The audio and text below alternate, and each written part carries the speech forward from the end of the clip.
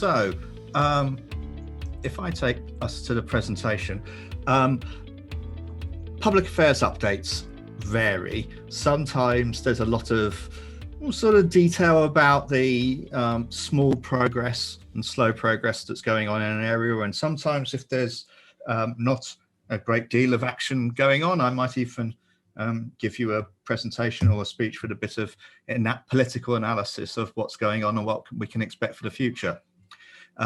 This is not one of those times. This is one of those times when we have got two big pieces of legislation to cover. Two big and important pieces of information with lots of legislation with lots of hard information that is absolutely going to affect the membership in a big way. The Telecoms Security Bill in the UK is going to have a significant effect on all network operators in the UK. And unlike some things that happen in the area of public affairs, this is not going to be something that you can expect to limit to your legal department or your compliance department or something. This is going to have define technical requirements. This is going to have an impact on technical teams.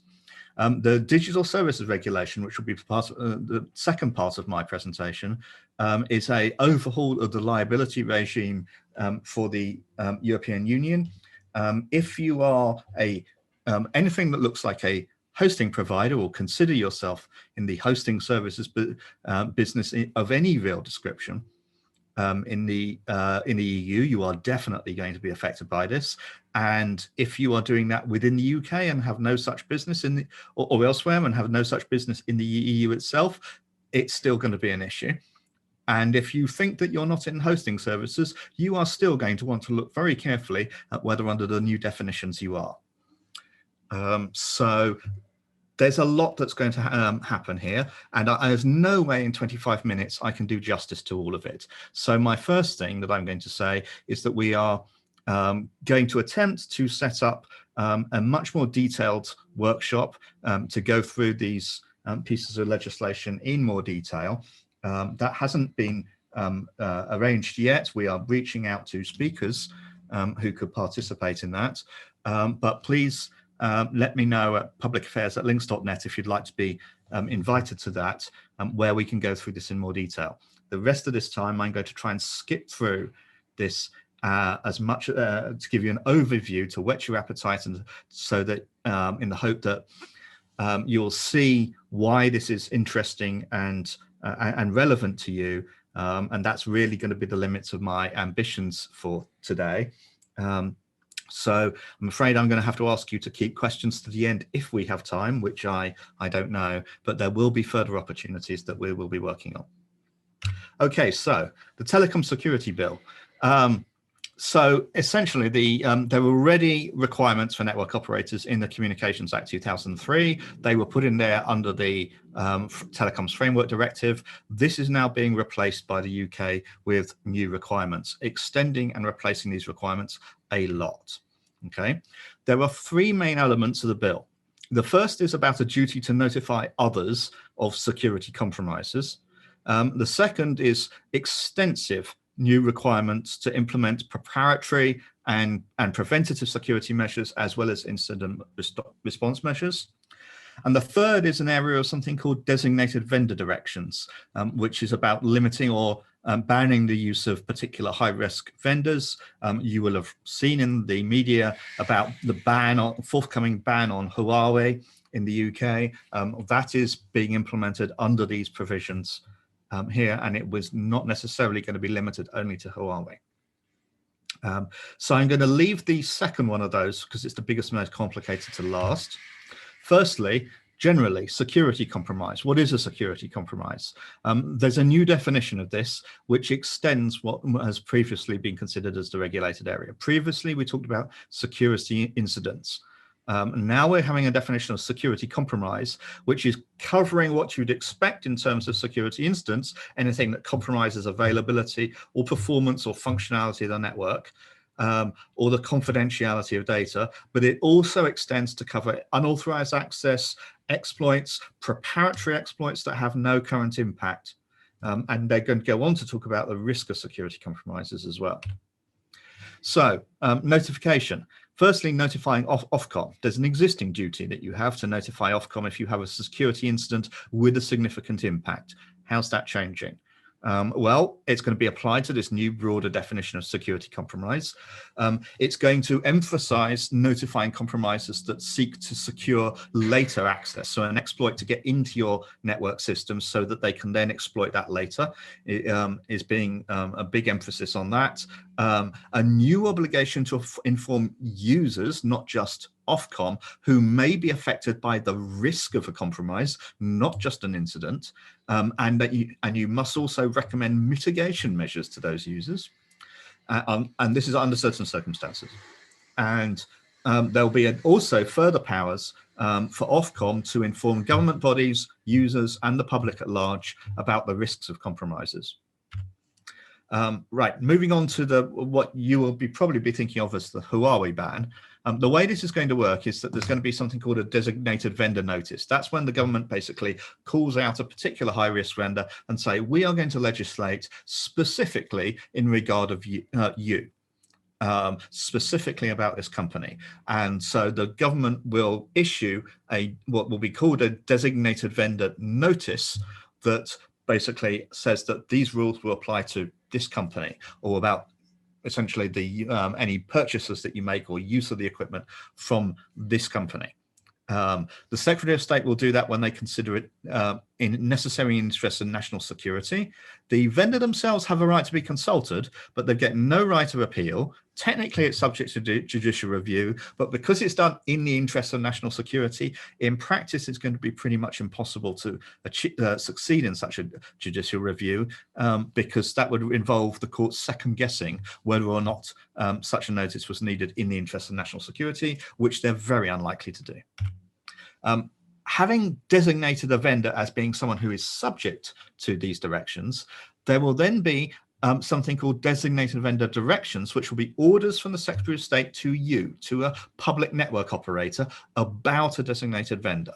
And they can basically tell you anything. They can say, stop using this vendor. They can say, don't buy anything new from this vendor. They can say, you can buy things from this vendor, but not this kind of thing. And they can say, you can buy these things from this vendor, but only if you put in place these specific protections or mitigations around what you use. And they can say, rip out everything that you're using from this vendor and use something else by this certain date. Again, you are going to have a right to be consulted on this, but you're not going to have a right of appeal. And alongside those designated vendor directions, there's then, of course, additional powers and duties for Ofcom to make sure that they're enforced, to inspect, some pretty heavy penalties for non-compliance, up to 10% of turnover and £100,000 a day, and that can be imposed by the Secretary of State, not by Ofcom. So that's a political decision. The designated vendor directions can be published, but they can be redacted or kept secret, and you can be told that you have to keep them secret as well. So that's the designated vendor directives. Now the telecom security requirements. The bill creates a general duty for network operators to take measures to identify risks, to reduce risks, and to prepare for incidents. And it also creates a power for government to make regulations requiring you to do specific things, specified things. And there's a further power to issue a code of practice describing what the regulations would require. And that code of practice has been floating around for nearly 2 years now as something that's informally been called the Telecom Security Requirements. So the government has now published draft regulations and a draft of the code of practice. So we've got a hierarchy here. You've got the bill at the top, which is binding on everyone. That just provides a legal framework. It doesn't actually really tell you what you're going to need to do. Underneath that, you've got a statutory instrument called the regulations. They're going to be binding on everyone too, and they describe in principle what must be done. And then below that, there's the code of practice. Now, the code of practice is not going to be directly binding on You don't, strictly speaking, in law, have to do everything the code of practice says. But it is something that Ofcom as the regulator has to take into account to interpret and understand the regulations. The code of practice is going to specify in a lot more detail the measures that you must take as an operator. And if you don't meet those measures, then Ofcom is likely to say, well, in that case, we think you're in breach of the regulations. Whether it's really binding or not binding is a matter of Ofcom's, how Ofcom applies it. Technically speaking, it's not binding, but in reality, you're going to be expected to do these things. There is a suggestion that the code of practice is not really going to be applied in the same way to the smallest operators. So let's look at how that breaks down then. And I've got an example here on the screen of the high-level statement in the regulations. A network provider must have in place and use where appropriate means and procedures for isolating security critical functions. And then the code of practice says you must have a protocol break or demilitarized zone to isolate your core network from external networks. And another code of practice requirement saying that the network oversight functions must be isolated from other functions, including the management plane. So that gives you an idea of the kind of breakdown between the higher level statements in the regulations and the much more technical statements in the code of practice. Looking at how these obligations break down then, and counting how they work, there's 10 full regulations. I've counted really what I think is really 90 separate requirements at a high level in the regulations, and 357 requirements in the code of practice, the telecom security requirements and the associated cyber assessment framework. So that's a lot of stuff that is going to need to be looked at and checked and make sure that you're compliant with. Now, the government has said it's got its policy on implementation is going to be to look at 3 different tiers of operators. The largest tier are going to be told you must follow the code fully, and they will be subject to extensive and detailed oversight from Ofcom. At the bottom tier, very small operators will be told you've got to follow the regulations in principle, they're the law, but you're not really Ofcom's focus, and we're not really likely to be having detailed investigations, demands for information, demands for supporting proof that you're compliant, audit and so forth at the very smallest operators. And in the middle, the middle tier of operators told, well, you should follow the code, but you're likely to expect less focus from Ofcom, less oversight. This isn't actually written into the bill, the regulations, or even yet the code as it stands at the moment, but that's what the government is saying is going to be their policy for Ofcom's enforcement. Deadlines. Now, over the course of its development, the government's extensively consulted on tier 1 operators about the code.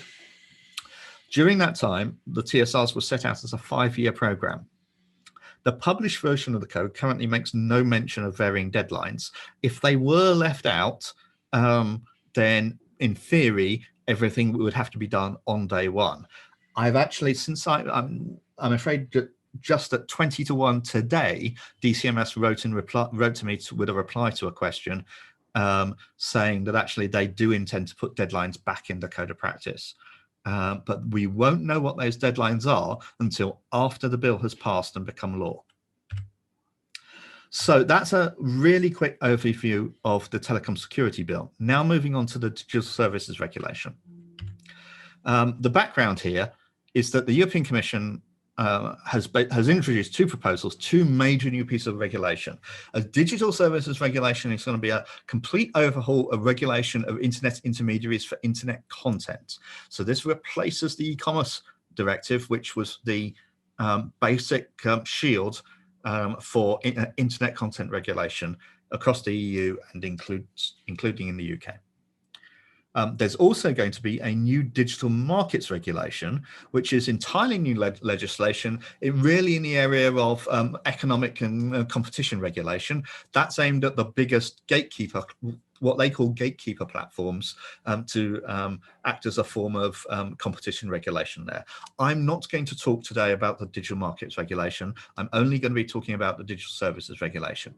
Both of these are intended to become regulations, which means they'll have direct effect in law across the EU. They do not have to be implemented by member states, as contrasted with the e-commerce directive, which had to be implemented by member states. So the e-commerce directive is the bedrock regulation for the liability for internet content. It contains 2 main elements. The first is something called the country of origin principle, and that says that online services are regulated under the law in the country in which they're based, not under the law in which in the country in which their users live. And the second thing is a liability shield for internet intermediaries. So mere conduits, network operators, have absolute immunity from liability for the content that merely passes over their network, provided that's all it's doing, provided it's merely passing over their network.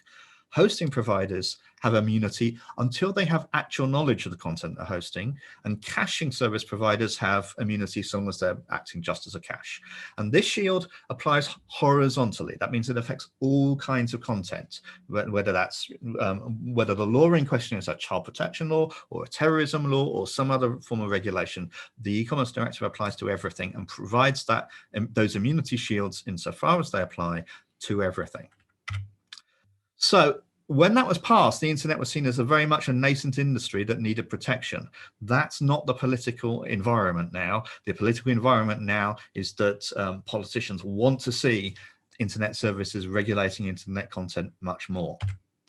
So over the past 20 years, we've seen a succession of sort of vertical initiatives on a topic by topic basis, saying that internet services should do more about terrorism or do more about copyright enforcement or whatever.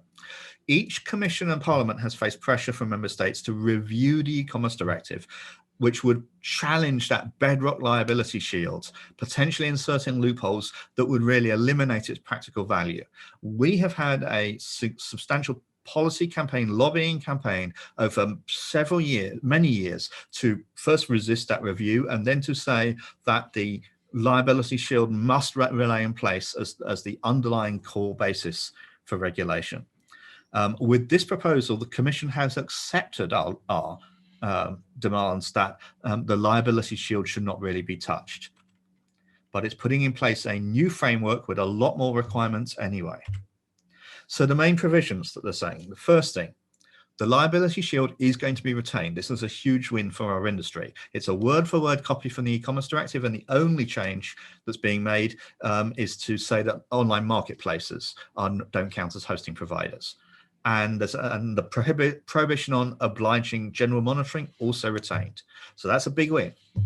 However, the notice and action for hosting providers, that's when you get notified, I've told you about this information now you're going to be liable if you don't do something about that. That is going to become a statutory process. And there are going to be statutory requirements for what you must do when you get such a notice. And then there are going to be a lot of new obligations for most hosting providers and even more for very large online platforms. And the other big thing is that this is all going to have extraterritorial effect. The country origin principle that you're regulated in the country where you're established is only going to apply within the EU. The EU is going to say that country of reception applies between the EU and everywhere else. So if you're a hosting service provider in the UK with no business, with no establishment in the EU is going to say that EU law applies to you if your service is accessible by European businesses or citizens. So that's kind of like they're building on the approach from GDPR there. They're trying to make their law apply essentially everywhere in the world unless you block access to your service from the EU. So, types of intermediary. The mere conduit hosting and caching from the conduit caching providers from the e-commerce directive are being retained, and there's going to be no major changes certainly for the requirements for mere conduit or caching providers. There's a new category of online platform being created, and here's a really important takeaway. You're going to hear a lot when you read about this in the press that hosting providers, not much change, but big new requirements for online platforms. Actually, the way they've defined this, really important takeaway, if you have for business that you consider to be as a hosting provider now, under the definition that the Commission's put forward, you will be considered an online platform. And so you will be subject to a lot of new rules as well. And it's only a very small set of hosting providers that won't. And then there's going to be this new category of very large online platforms that's basically aimed at Facebook and Twitter and Google and so forth. So looking at that definition of online platform, That's the definition. You can read it on the screen. I don't have time to go into it in detail, but you see what it's saying is that anyone who, at the request of a recipient of service, stores and disseminates to the public information, unless that activity is purely minor and ancillary feature of the online service. So who's going to get covered by that? Well, a website's not going to be an online platform in itself if it contains no user-generated content at all. But the hosting service provider for a website will be considered an online platform because they are storing information for the website operator and disseminating it to the public. A website with an online forum would potentially be an online platform itself, unless the user-generated content was a minor and purely ancillary feature of that website. But if it's the major part of that website, it's probably going to be an online platform too.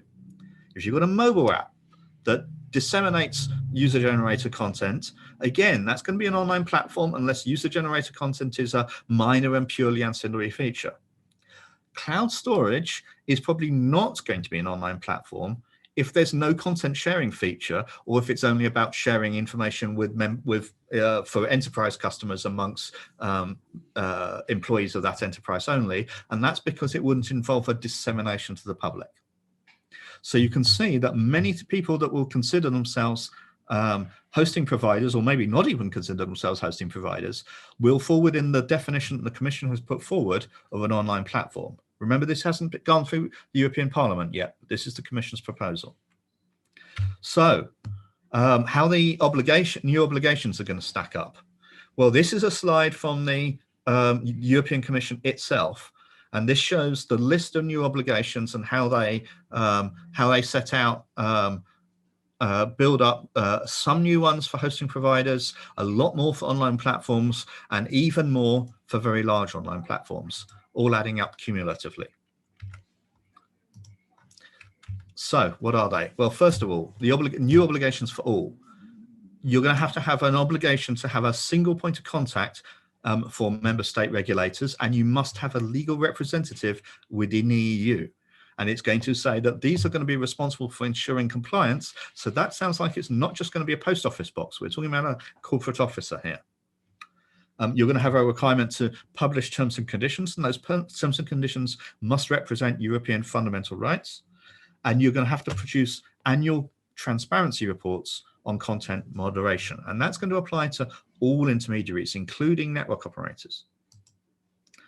Now, the new obligations for all types of hosting service providers, including mere sort of storage services, you know, the sort of Dropbox or Google Glacier or whatever, statutory notice and action mechanism for illegal content, even for those that are just providing enterprise storage, and the duty to give a written statement of reasons for why you have removed or why you have refused to remove something under notice and action.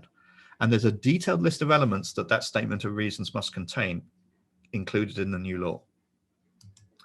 So that's for everyone. Now, online platforms, the much expanded definition of online platforms, a lot of new obligations here, and I'm not going to go into them in detail, and I'm going to rely on one of my colleagues to tell me when I'm out of time. But just listing them here: a statutory complaint handling process to act as an appeals mechanism for notice and action, an out-of-court dispute resolution mechanism. You must accept reports from trusted flaggers, and the status of trusted flagger, who grants that? Not entirely clear, but it looks like it's going to be granted by the national regulators, not by you yourself. A new duty to notify law enforcement if you suspect serious crimes on your platform. Complex new know your business customer rules, where you've got a business customer, where you're providing a business service, to identify that customer and to know who they are and how you trace them. No anonymous post office boxes and so forth. Transparency rules if you have advertising content for how that advertising works and who's providing it, and the fact that it is advertising. And remember, this means most hosting providers will user-generated content. There is an exemption for small or micro entities currently in the legislation as proposed. We'll see whether that survives the European Parliament. That's for online platforms. Now, the very large online platforms have even more to do. The very large online platforms are defined as being those with more than 45 million users a month, with a calculation methodology to be determined. And the national regulator where that online platform is established will take the decision as to whether that platform qualifies as a very large online platform. So what are they going to have to do? Well, they're going to have a duty to conduct risk assessments for risks to society caused by their platform. And there's a very broad and rather vague list of social and societal harms that are mentioned there, that you're going to have, that very large platforms are going to have to assess their impact against. And having done that, they're then going to be under a duty to implement risk mitigation measures for identified risks. And that could potentially result in a very open-ended source of new regulatory obligations coming in through this channel of, well, we've identified a risk here, now we must take action to mitigate that risk, and a regulator that is going to inspect whether they have done sufficient to achieve that. There's going to be a duty on these very large platforms to have an independent audit of that done at their own expense. So basically copying something like a financial audit, go out and hire an auditor who is not working really with you, they're working on somebody else's behalf, even though you're paying them, to assess whether your risk assessment has been good enough, comprehensive enough, thorough enough, and whether the measures that you have taken to mitigate those risks have been adequate and adequate too. There's going to be further new obligations on advertising, including keeping an archive of all the adverts that you've ever displayed, and who the advertiser was, and how many people saw that advert, and in which areas or which territories that was seen, and so forth, so that that can be inspected later, and a code of conduct for advertising. There's going to be further requirement to provide open access to data on how your business operates and the algorithms and how they've made decisions to regulators and also to academic researchers. Malcolm, just to let you know, that is your time. That is my time, is it? Okay, well, I'm just going to say then that this isn't going to be the end of it for very large online platforms. There's more coming, a lot of transparency reporting, compliance officers, crisis protocols, and then there's going to be a new set of national regulators created as well, and very stiff fines if you're deemed to be not covered. So if you want to know more about this, and I think that if you're in the area of an access network or a transit network, or any kind of network for the Telecom Security Bill, you need to know more about this. And if you're in any way carrying user-generated content as some kind of hosting provider or as some kind of app, then you're also going to want to know more about that. If you do want to know more about that, please let us know. I don't actually have briefings available now, but we are looking at what we can develop as we are studying this and working on it. And we do have an intention to establish a workshop to go through this in more detail soon. And so I would like to know who would like to be invited to that workshop. So please let me know. Thank you. Great, thank you, Malcolm, and yeah, obviously I don't know if Malcolm's able to stay for the second.